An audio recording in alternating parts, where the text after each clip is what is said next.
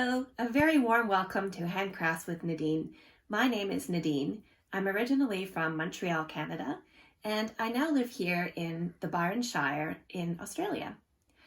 My husband is Australian, and we live here with our 2 teenage daughters and our 2-year-old black Labrador named Bear.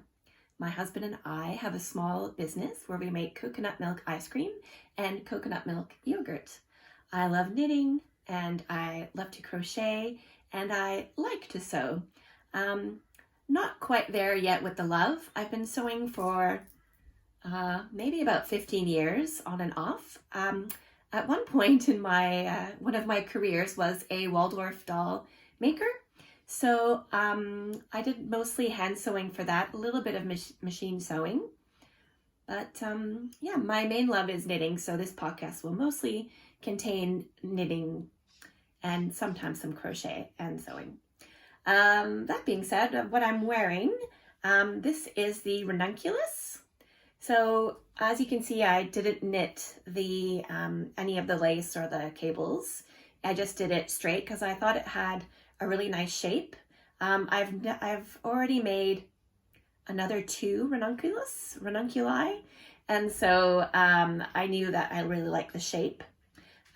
I got this yarn for Christmas from my mom, I think 2 years ago when we visited her in Calgary. So here's the yarn that I used. It is a Tussa silk. So it's by BC Garn. Sorry, I've got it written down here so I didn't forget. BC Garn Tussa. So I even searched what is Tussa silk. It's silk that's not made from the mulberry tree, which is mulberry silk, but from an oak tree. So a little FYI there. It's very, very flowy and airy and light and perfect here for the summer in Australia. And I'll just move the chair. The skirt that I'm wearing, I bought at an op shop, and it was a dress. It was like a 3XL size linen dress, and I cut it and made it into a skirt using a free pattern that I found online for skirts by Heather Handmade. So you can Google Heather Handmade, and there's a pattern for how to make a pretty basic skirt. And I really love this skirt. It's one of my most worn skirts, and it's very cozy. I'll try to show a picture of me wearing the whole thing because I think I wore this outfit for one day of Me Made May last year, so I shall try to insert a photo. Okay, starting with my finished objects. I finished my skimning. So I don't know if you can see the whole thing. I really love it. I knit it in County Effect Garn, and so the color changing one and the solid. You want to see the back there. Kind of looks pretty on the back side as well. This yarn is really stretchy. It's really nice. Soft, not super crazy soft, but pretty soft for rustic. And I'm thinking when I wash it, it might soften up a little more. If you tuned into episode 2, I was debating on what color to use for the lace trim, and I decided to go for the Holst Super Soft color in Slow. So it's kind of got basically all these colors mashed up together into it. Often the super soft yarn has got different colors. It's not quite solid.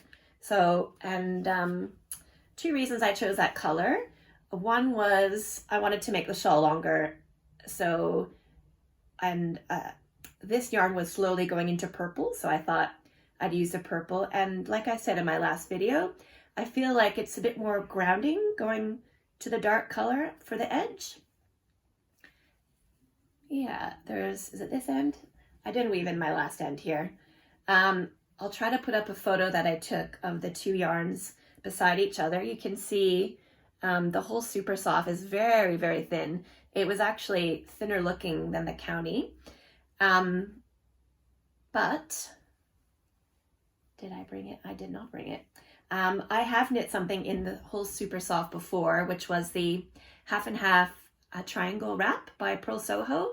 So I got sucked into making that shawl along with many other people. I'm not saying anything bad about it. I loved it, and at the time I really needed it. We were in the midst of moving, so it was just really soothing and relaxing to get to just knit all that garter. It was wonderful.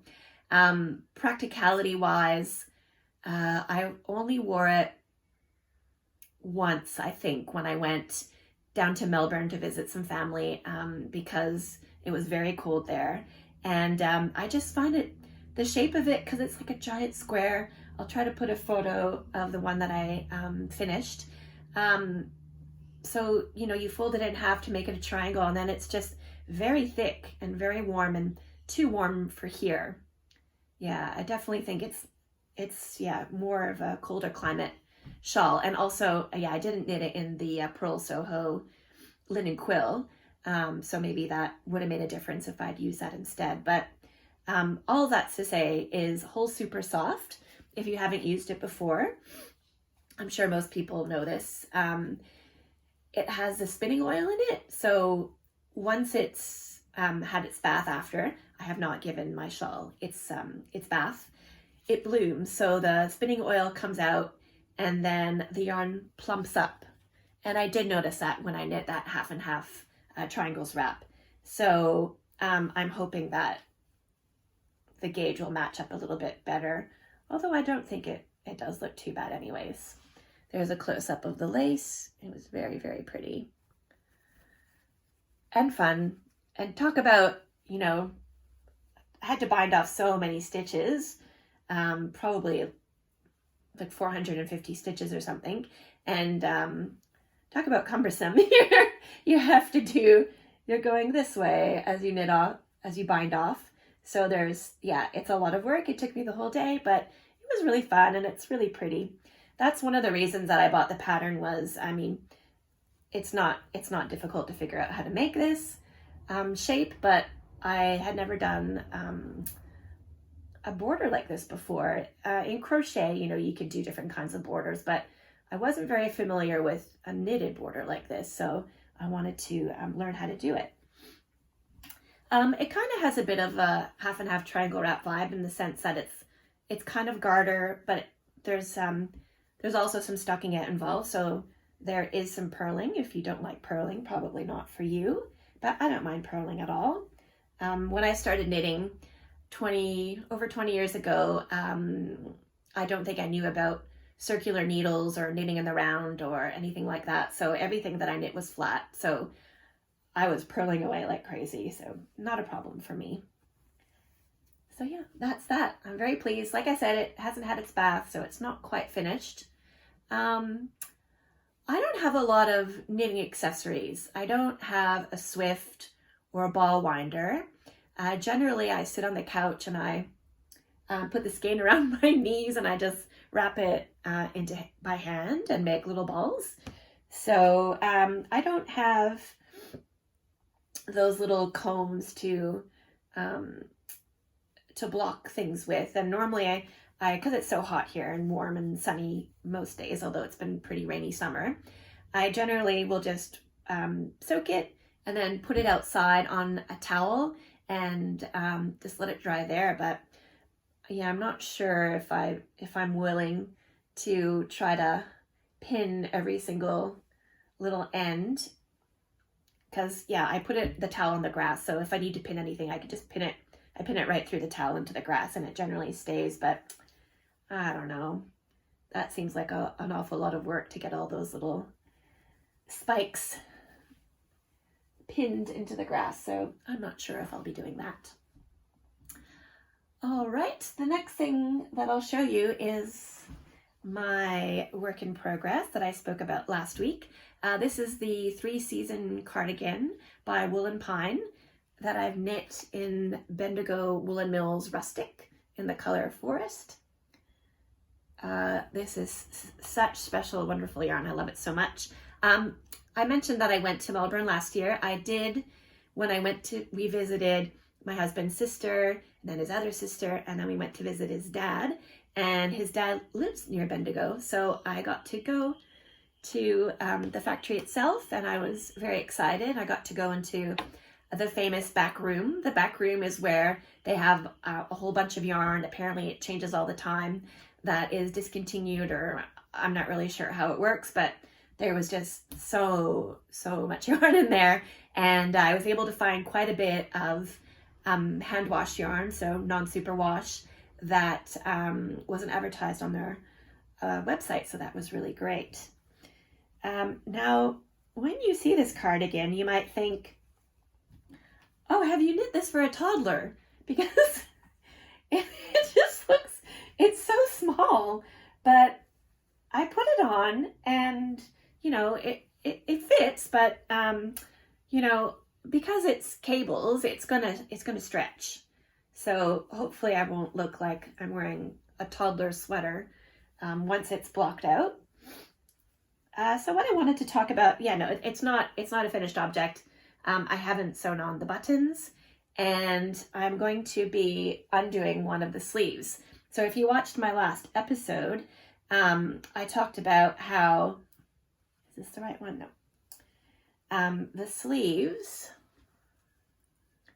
if you can see, you do a little bit of stockinette here, and then you reduce really quickly, like every 5 rows, I think it is, and then it's just straight there, but that's so small. So even with blocking, I think that's going to be not quite the look that I'm going for. So what I did was, on the second sleeve, I added, just along under the arm, I added a textured section, which I took from the back of the pattern, this section right here. And I think I only knit 3 together, here, here, and here, and that's it. And then I left, so it's pretty straight. And then right before doing the cuff, I think I knit 2 together, knit 2 together all the way around, and then did the regular 1 by 1 rib for the cuff, and it fits much better. So I'm very pleased with that. So I'm going to be undoing the first sleeve and knitting that back up. And like I said last time, no, I'm not mad about it, because I really enjoyed knitting this. I love knitting cables. It was really fun. And yes. So, oh, did I bring the buttons? I didn't bring the buttons. I bought these beautiful wooden buttons on Etsy from a shop in Australia. And so maybe the next video it'll be finished. Maybe not. We'll see. We are going camping next weekend. So I may have a lot of time for knitting if we're going camping. We'll see. So speaking of cables, my daughter, my younger daughter, she's 15. She watched the last video and she says, well, now I want cables, because I was waxing poetic about how much I love cables. And there is a new pattern that's come out, the Lauder sweater cardigan vest by Rebecca Clow, who is the Creabea, and it looks so beautiful. I love it so much. She's so, I mean, incredible. I don't know how she's done all this, made all these patterns. It's just amazing. Anywho, well, first I'll talk about the one that I would like to knit for myself. So I quite liked I have a lot of cardigans like I talked about last time, but I thought that maybe I would like to have just a proper sweater. And I really liked the round neck version that she had. And so I was thinking of using these yarns. So this is the same yarn that I used, Holzgarn Super Soft, in the color Sloe, S-L-O-E. And I also I bought these for, actually, no, my kids bought these for Christmas for me. Holzgarn, they had, right before Christmas, they had a really big sale, I think 20% off, and their yarn is really reasonably priced as well, even converting it into the Australian dollar, which is not a very strong dollar. And with the shipping, you order directly from their website, and it's super quick and yeah, really reasonable. So this yarn is Titicaca, and it's 100% pure alpaca. Very, very, very soft. So like I said, this color is kind of multi-dimensional. It has a bit of that pink in it. And I've undone it now, but I just knit them just a few rows together and they looked really pretty. So yeah, but I'm wondering, is it too dark for the cables? I'm not sure. And does marling work well in the cable? I'm not sure. But I'm thinking of that for myself. But in the meantime, I was thinking of making one for my daughter. Now,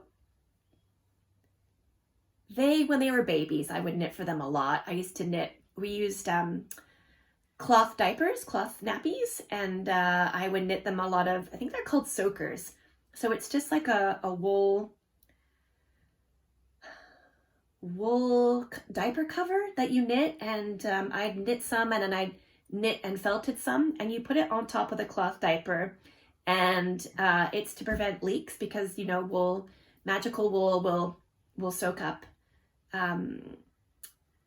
pee and it's antibacterial, antimicrobial. So I you know, they had a lot of stuff. They had little sweaters, little hoodies when they're little, some hats, mittens.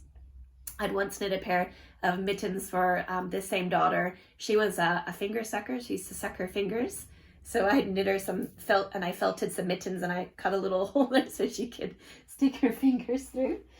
Anyways, in the recent years, I haven't been too interested in having anything made, but yeah, she's really keen on having a cabled sweater. And I was just going to show you something that I knit for her last year. It's a bubble cardigan.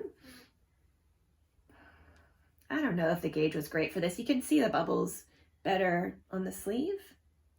So I used excuse me, a free pattern on Ravelry by Katharina von Blumenthal, and the pattern was called the Candyfloss Cardigan, but it didn't have the bubbles. She does have some patterns with bubbles, but the free pattern was just a plain cardigan. So I just used her stitch count, and then I just did knit the bubbles into it.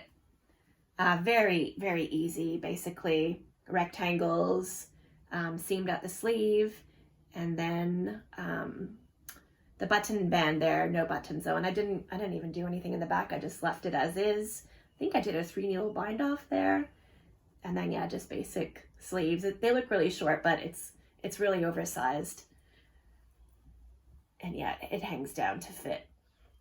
Anyways, all that to say was she begged me to make this for her 2 years ago, a year and a half ago, and I made it for her. I used Bendigo, did I? No, I used Nundle Woolen Mill. Nundle is another one of the, there goes a bird, another one of the last woolen mills in Australia, Nundle. I think this is undyed. I think it is superwash. So I bought this again before I rediscovered my love for rustic yarn. So anywho, since she doesn't wear it, I was thinking that I was gonna frog it and knit it into a cabled sweater for her. I think that this color is really nice for cables. When you look in the shops, often cabled sweaters are this color, because I think, excuse me, it shows the details of the cables really well. I don't know why that is. I have a friend who has really coily hair, like curly, that's coils, and she used to dye her hair blonde because she felt that you could see the details of her coils better when her hair was lighter. So yeah, something about a light yarn I think would work really well with the cables. So yeah, I'm not upset about frogging that. I think she wore it once to take photos of herself, and that was it. But yeah, they're knitworthy, my kids. They do mostly wear things that I make for them, especially if they ask. I'll show next week some crochet tops that I made for them, and yeah, they've been pretty well worn. Anywho, I guess that's it for me. And yeah, had a lovely day today. We got up early and went to the farmer's market in Bangalore, So that was really nice. Got our groceries for the week. My girls started making their lunches on Sunday. We buy some fresh veggies and produce from the farmer's market, and they've been making these enormous bowls of salad and different salad every week. I mean, TikTok, for all the bad stuff that comes with it, they've become just the best cooks by watching TikTok. So they make these salads, so it really makes it a lot easier for me in the mornings. So we went and did that, and it was a lovely day. I hope you're having a lovely day, and I hope that you get to make something beautiful with your hands today. See you next time.